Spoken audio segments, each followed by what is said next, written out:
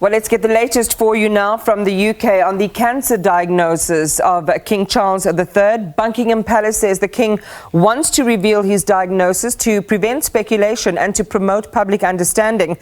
We'll bring in now Stuart Smith, our SABC News correspondent, for the very latest. Stuart, good evening. What's the latest on the scope of the King's illness?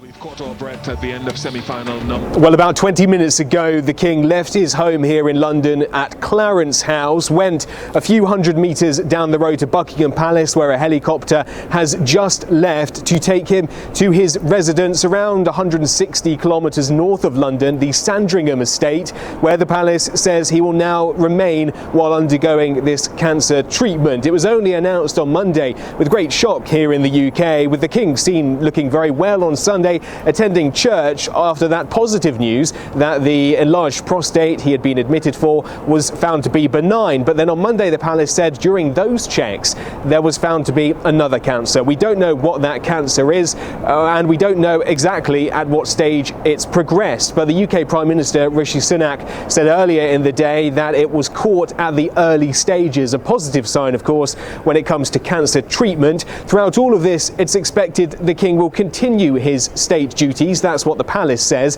That means the official formal business of reviewing legislation and signing off on new laws. What he won't be doing, according to the palace, is taking part in any of the public ceremonial duties that often go hand in hand for the head of state here in the UK. Those will be taken over by other members of the royal family. But he is well. We saw him in his car going past just now with his wife, Queen Camilla, looking alert and awake. But the cancer treatment, of course, is expected to cause him at least a degree of difficulty, which means he is stepping back from public life. Yeah, and we're showing a picture to our viewers now, that exact moment that you're describing, Stuart. At times like these, understandably and naturally, families pull together. Prince Harry arriving from California in the US to Heathrow Airport and then to Clarence House, where you say the King has just left to visit his dad. Any word from the palace on that, especially given, the feud between the palace and the Duke of Essex and his family? Yeah, one can understand the desire for information surrounding what was said, but no, we haven't. It seems Prince Harry was here at Clarence House with his father for around 2 hours. He wasn't seen going to Sandringham, at least not in that car and in the helicopter. So it's not clear to how long Prince Harry will be staying, nor what was said, or whether he's going to be staying in the UK for much longer. But indeed, it does paint a picture, analysts have been suggesting, of a concerning moment for the royal family, with Prince Harry making that visit to see his father and what is a difficult time. Having said that, the palace has been eager to play down any suggestions this is something that is going to be causing the King major difficulties. Indeed, he is still expected to work. We've seen him just a few minutes ago managing to sit up in a car after that treatment began on Monday, but it does seem the palace is taking precautions with a 75-year-old, of course, and no room for risk when it comes to his health. So talk to us about, the country and the populace. How are Britons, those who are royalists and those who are not, reacting to the news of the King's diagnosis? It was certainly a shock, that's the first thing to say, because the King was seen looking well on Sunday, and we'd already heard that the enlarged prostate was benign. So to then hear on Monday that actually, also Monday evening, that there is a larger problem here, that was initially a shock to the public. There was no hint of that.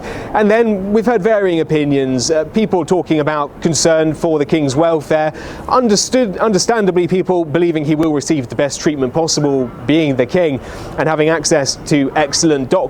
So I think there's some reassurance in that this was, as the Prime Minister said earlier, caught early, that he will have access to good treatment, and that he is following doctors' advice to step back from public duties and only undertake the activities he must do as his role as head of state. There was some concern when it was said he's not going to be staying here in central London at Clarence House. He is going to his estate 160 kilometres north of London, somewhere, of course, more private, more relaxed probably for the King. And he was now, it looks like he will be undertaking his weekly audiences with the Prime Minister, perhaps by video call rather than in person. But the palace at pains to stress he will be continuing with his constitutional duties.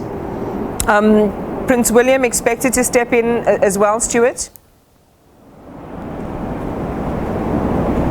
To a degree, yes. So Prince William would be one of the people that would officially take over if the King were incapacitated. Because he's not, he's still mentally well and reasonably physically fit. Prince William will be stepping in with the public ceremonial duties, the first of which actually taking place this Wednesday after he was helping his wife, Princess Catherine, with her recovering from that abdominal surgery. His first engagement on Wednesday at Windsor Castle. More expected like that, handing out the awards that the King must do as part of his job, attending events, charity events on his behest, and also other members of the royal family, of course. Queen Camilla will be able to help with those too. Again, looks super cold where you are, Stuart Smith. Thank you very much. Go get warm for the update. We'll continue to watch this story and bring you developments as they happen. It's our SABC News correspondent giving us a live update on the condition of the King of England.